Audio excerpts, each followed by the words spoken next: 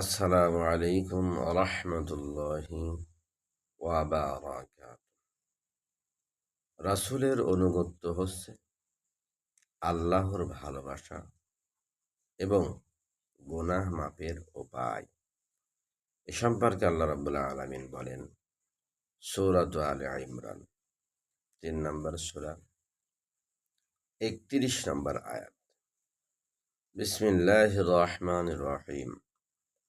قل إن كنتم تحبون الله فاتبعوني يحببكم الله ويغفر لكم ذنوبكم আল্লাহু গফুরুর রহিম।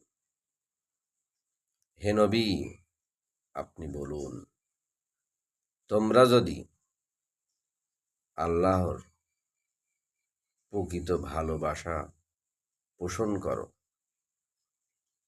তাহলে আমার রাসূলের অনুসরণ করো, তাহলে তিনি তোমাদেরকে ভালোবাসবেন এবং তোমাদের গুনাহ মাফ করে দেবেন। আল্লাহ রাব্বুল আলামিন অত্যন্ত ক্ষমাশীল বা দয়াবান।